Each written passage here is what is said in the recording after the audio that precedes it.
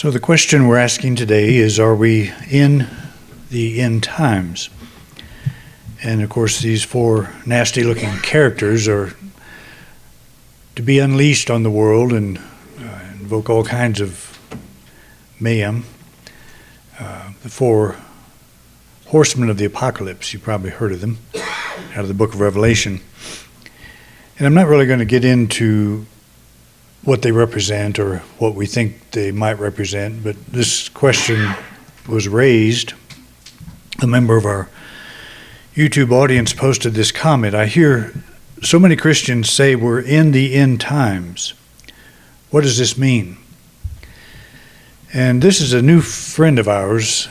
Her name is Jane. She lives in Belize, Central America, and was introduced to us through a mutual friend, through somebody I know that was on the board of Unity School. And so we're always glad. I've got a phone call set up with her on this coming Thursday, so interested to deepen that relationship. So this question comes up. I don't go to this subject very often. I talk about it once in a while. There are people that do interpretations of Revelation and all, but let me just give a little bit of history on the book itself.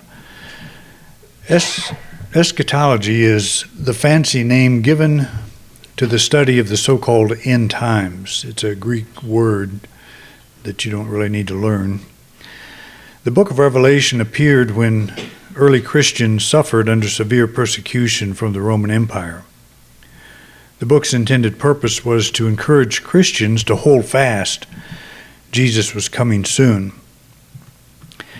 And as you go through the book of Revelation, you'll find has a lot of mysterious symbolism to it, very difficult to understand, but not really, because if you do any reading from historical scholars that are familiar with that period, you'll find that the symbology is what Revelation was like. It was like wartime code. You know, the Christians probably would understand what was being said in the book, but the Romans would not. They would think it was gibberish. It's just like the literature passed around about Jesus, eating my flesh and drinking my blood. The Romans thought Christians were cannibals, and so this revelation would have been confusing. But you probably recall the great beast and all the that was Rome. Nero was probably featured in the that book as well.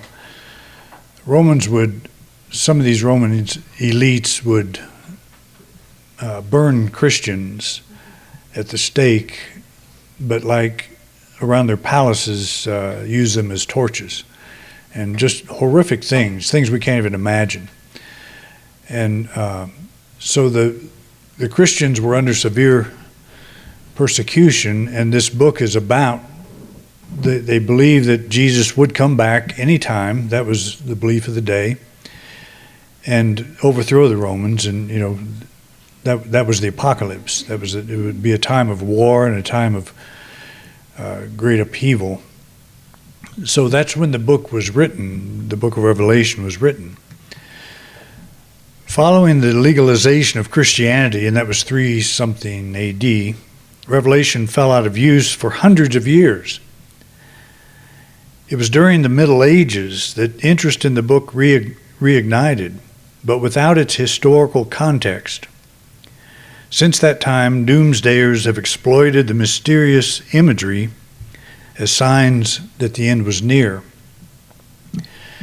Every generation has used that, every generation since that has taken that book out of historical context has looked at the signs of their times, including today. You can go online and find people talking about we're in the end times. But one of the problems with Revelation is the imagery is so rich that you could apply it to almost anything. It's been, I've heard it, Russia, China, it's been all kinds of things that's going to, when this happens or that happens. I've seen maps drawn out and great detailed graphics and so on talking about this book.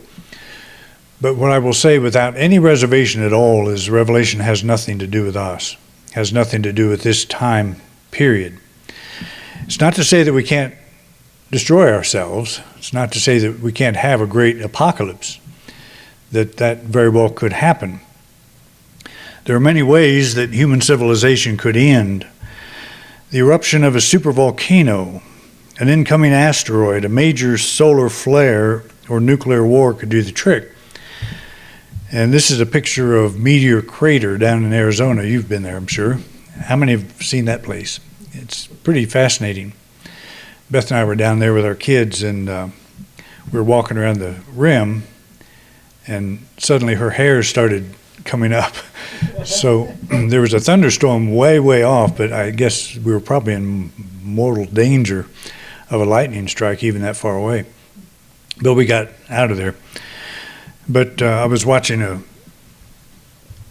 podcast, and they were talking about this meteor crater, and somebody came on and commented how amazing it was that it came so close to the visitor center when it hit.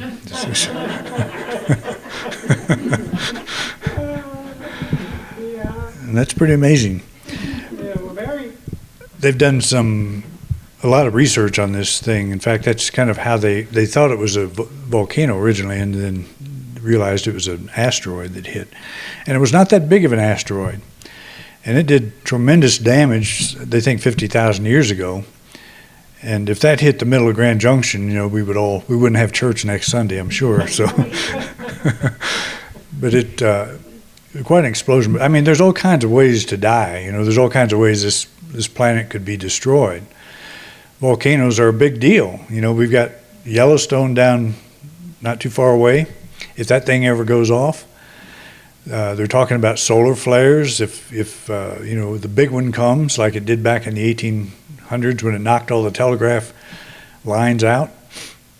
If we had one of those today, we'd probably all wouldn't be able to go to the window at the bank and make our deposits, for quite a while.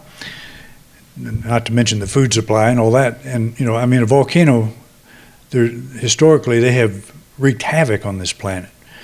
They've also built it, so it's part of the system. It's a very strange relationship that we have with nature. But if an asteroid of that size hit, and how many of you saw the one in Russia about maybe 10 years ago by now? It was caught on a dash cam, and it came down. I don't even know the name of the town, but you could see it come down, and it just blows the daylights out of all the windows of the buildings, and nobody was killed, but it did a heck of a lot of damage. And it blew up like 5 miles above the earth. It didn't even hit the earth. So if it had hit, that would have been something else. Anyway, you can lay awake at night worrying about that if you want to, because it's a very real possibility.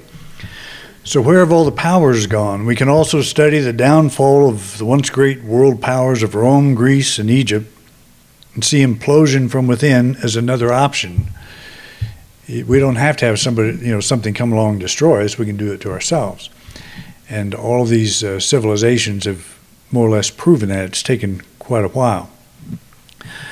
But one of the takeaways is that we can glean from observing this obsession with the so-called end times is that we can fall into the same trap on a personal level. In our challenging moments, we can turn from God within to the belief that we need an external Savior. And that's where a lot of us go. It's what's interesting about a book like a book like Revelation. The literary genre that it is, it's apocalyptic genre.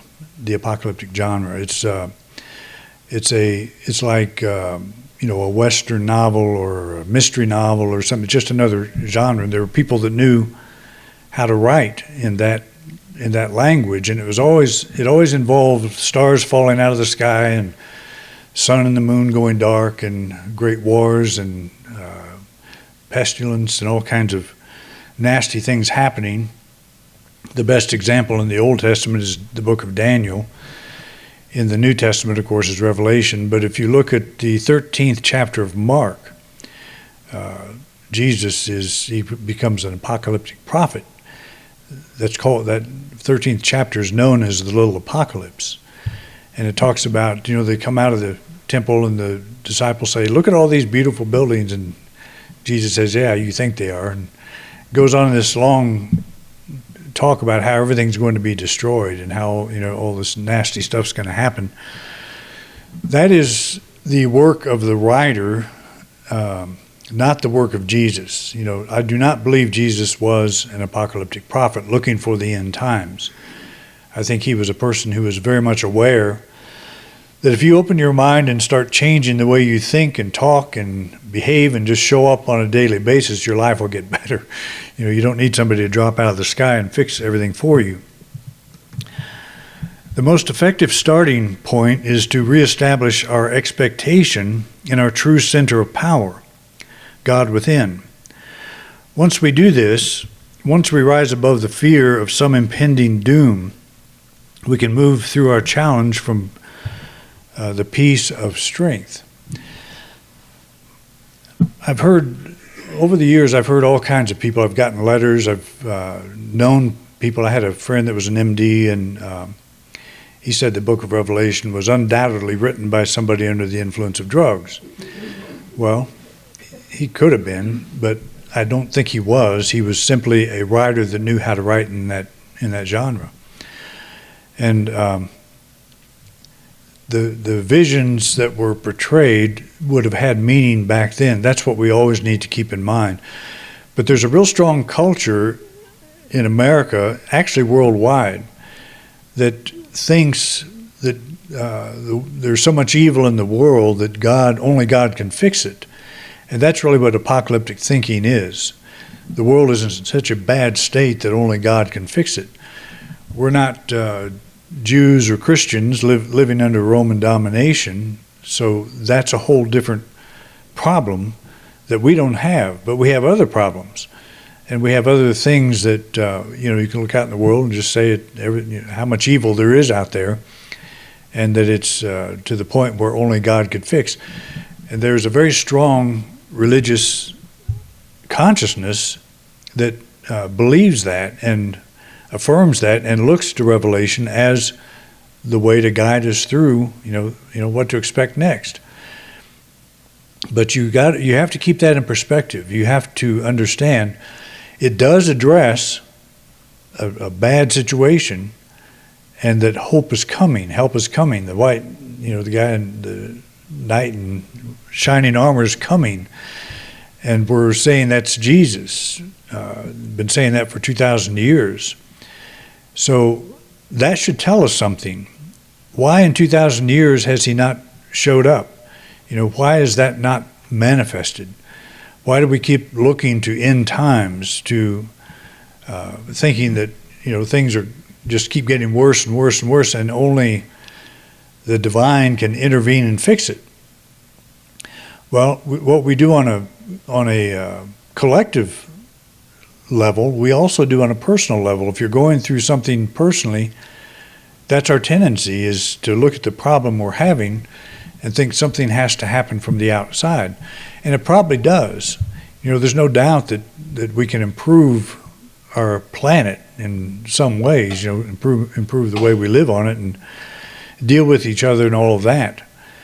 But do we have to wait for that to happen? That's one of my pet peeves about the New Age movement is it's the same mentality. It's like if we all just come together and do one big hug, the world will be fine. If we all start thinking on the same level, how soon do you think that's going to happen? We've always been far from that, but that's not the answer. There's always going to be people that see things differently. That's the nature of the world. It's just we have all these different countries and different viewpoints, different ideologies, and I don't think we want to boil it all down to one viewpoint. I think we want to keep that diversity alive, but we don't want to kill each other over it. We want to stop doing that. And one of the ways we stop doing that is we say, well, you're not going to stop doing it, so I'm going to shoot you and get you out of here and fix my problem. Or I'm going to pray, that God comes in and changes things. In other words, I'm looking for an end time. I'm looking for a time when I can say to myself, now it's okay to have a good life. Now it's okay to start living. Now it's okay to know that I can live my life. Well, I think a guy like Jesus comes along and says, that day is today. You can actually start doing that today. You've been laying by that pool for 38 years, complaining, whining about why you can't get to it. Well, maybe today you could take up your pallet and walk. Maybe this is the day. And the question is, do you really want to do it? And that's the question I've been asking for the last 3 weeks on Sunday morning. But the end times it focuses on us answering that question. No, I don't want to be healed. I want to destroy everything I don't like first, and then I'll be happy. That's a mentality that we can drop into on a collective level, but also on a personal level.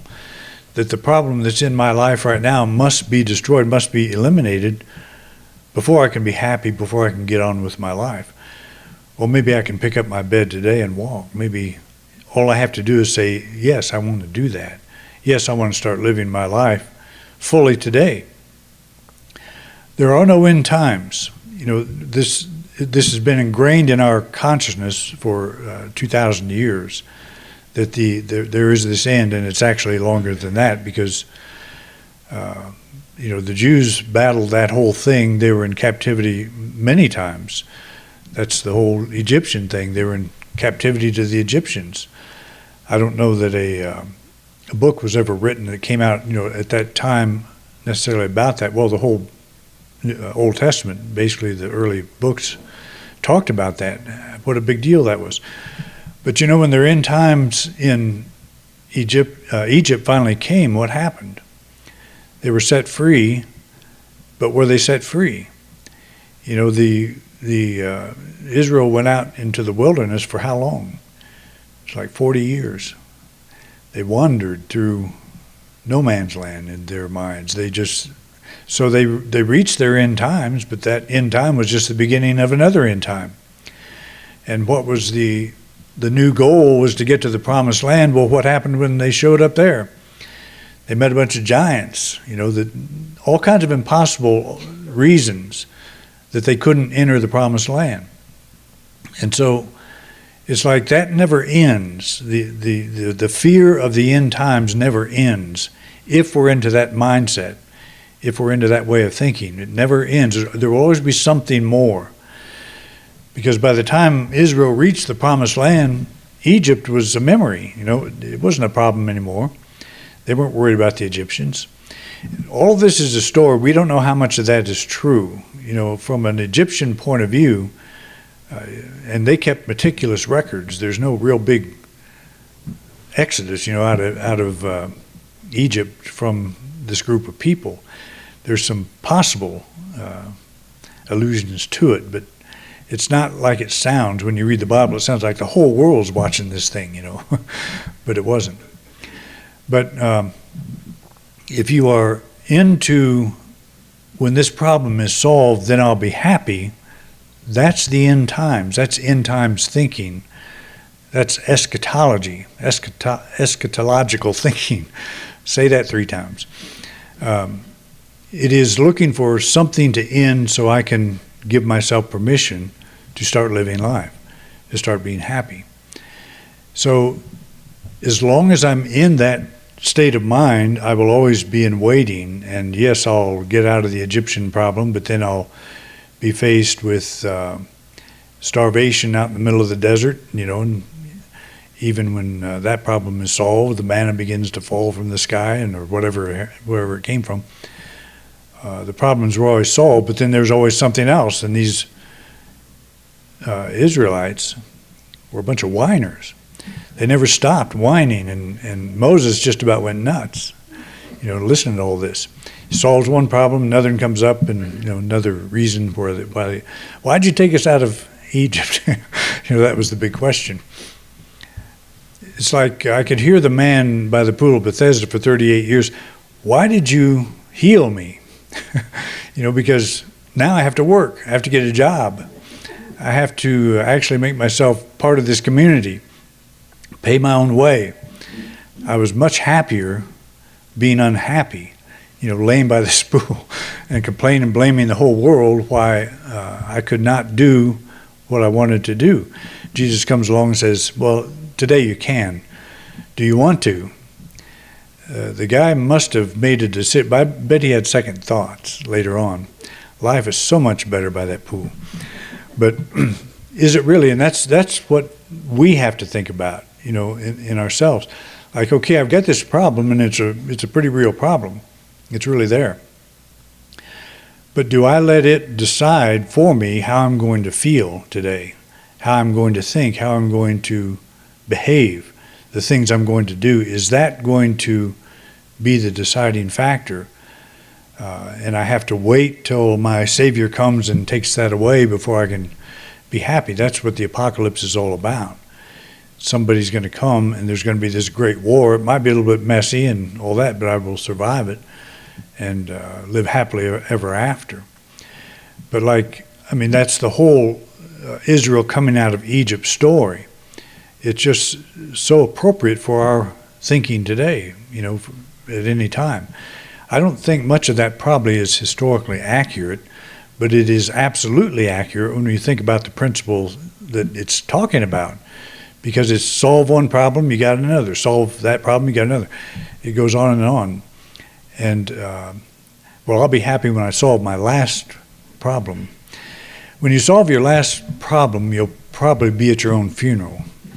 And from what near-death experiencers say, that's not even the end. You keep going.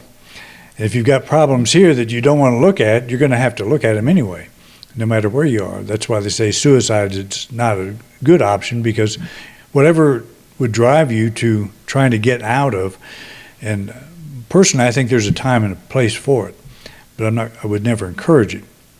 It's just that what they say is that you don't get out of life. In other words, when you die, you're still alive, and you still show up, and you still have dreams, and you still have things that go on. So this is not to say, we're not trying to say that life is one problem after another, although it is. It's like, what do you do with that? If that's true, what do you do with it? So when is the payoff? Is the payoff when I get to the end of that endless cycle of problems, or is it somewhere right now? Can I take up my bed and walk right now? Do I want to get a job? Do I really want to do what it takes to put myself in life right here and right now? If you watch your emotions, when you're worried about something, if you watch your emotions, you've got this picture of whatever the problem is, and you're reacting to it. And so you are the man laying by the pool of Bethesda, saying, I can't get to the pool, I don't know how to resolve this problem. I can't get there into the healing waters. Just watch how you are reacting to that imagery, and then intervene on that movie picture and say, do I want to end this suffering right now? And is it possible? And my reaction will be, well, it's possible if I can get rid of this problem. But that's not the question. The question is, who is in charge of your emotion? Who's in charge of your thinking? And that always comes down to you. It doesn't seem like it, because we're so used to letting things dictate how we think and feel. Very normal way to respond to a problem. There's the problem out there, so I must think negatively and feel negatively about it. It's just a knee-jerk reaction. That's where this spiritual thing comes in. It's like, are we obligated to do that? Again, Moses leading the Israelites out of between the rock and the hard place, Egypt coming after him, and the Red Sea on the other side. Lift up your eyes. That's what he said, stand firm. Lift up your eyes and see the salvation of the Lord. That's wonderful formula. That's taking up your bed and walking, in whatever situation you're in. But it's a here and now thing. Take your mind off the end times. When we worry, what are we usually doing? We're playing out the worst case scenario. And we're very good at that. If you think, I've heard people say, I don't have much of an imagination, but I would just say, do you know how to worry? I don't know anybody that doesn't know how to worry. And what is worry? It's imagining the very worst case scenario and, the very worst thing that could happen. Well, do you want that to end? Yes, I want the problem to go away, but that's not the problem. It's not the problem. The problem is not the thing out there, it's how you're reacting to it, how I'm reacting to it. That's what makes my life miserable at this moment. In the case of when people are actually under persecution, we're not minimizing that, not saying that they weren't. I mean, those people were under horrific conditions, living under horrific conditions. And I think in that sense, the book of Revelation gave them hope that this is not going to go on forever. But after the Revelation was written, it was still another 150 to maybe 200 years afterward that Christianity was actually legalized. And that's a pretty long wait. That would be several generations. So what do you do in the meantime? Was every person suffering under this rule? There are ways to deal with that kind of thing where you can get through. Many Jews were actually prospering under Roman rule. They didn't want the Romans to go away. They were making a lot of money, in the positions that they held, and all they had to do was maybe sacrifice a few pigeons or something, a week, to fit into that cult, the Roman cult of emperor worship. And a lot of them did that. A lot of them did learn to get along, even though they didn't believe it.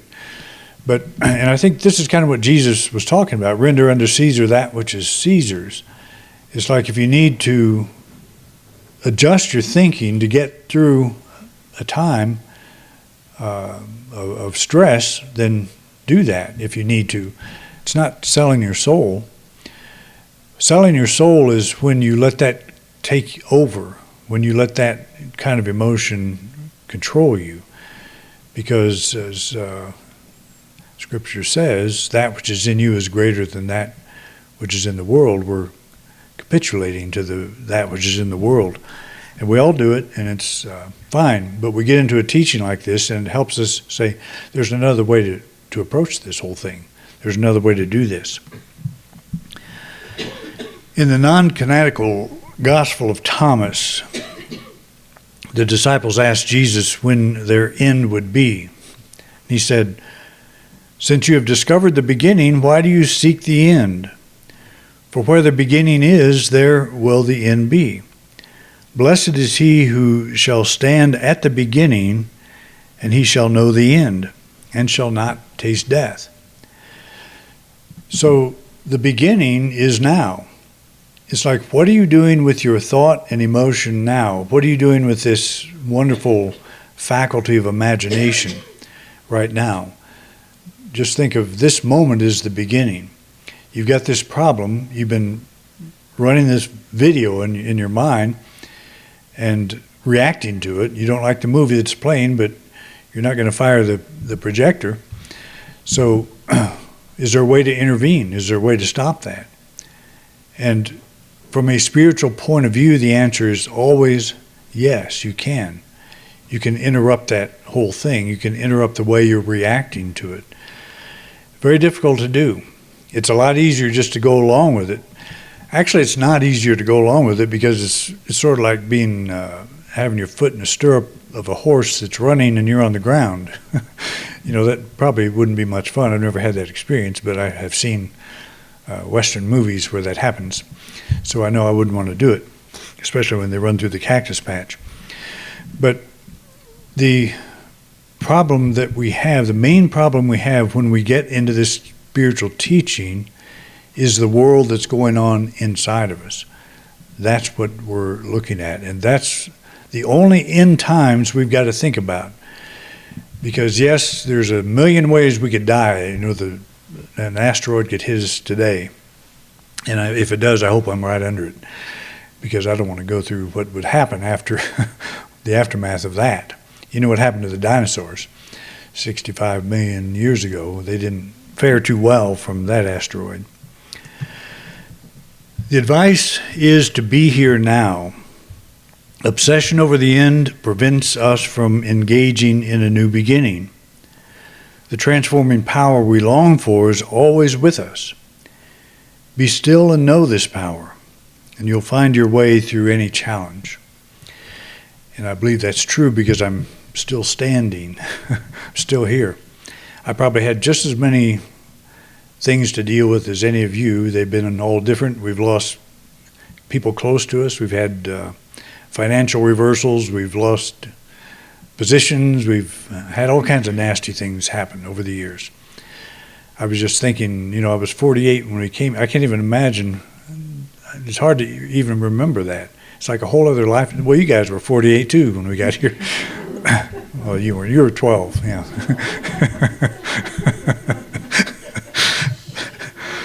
I was 48 once. Yeah. Well, I don't remember much about it, but somebody gave us a book of pictures, you know, from one of our anniversaries here, and went clear back to that beginning time, and it's like a whole different world. But we're here. This is where we are now. So we made it here, and we made it because we make good choices, right? All right. That's all you need to hear. Thanks for coming out. Thank you for watching this week's program. If you enjoyed this video, please share it with others. We want to reach as many people as we can, and we appreciate your help. We have many subjects in our video lineup, so feel free to take a look. If there's a topic you don't see and would like me to address, just put it in the comment section. I'd love to know what's on your mind.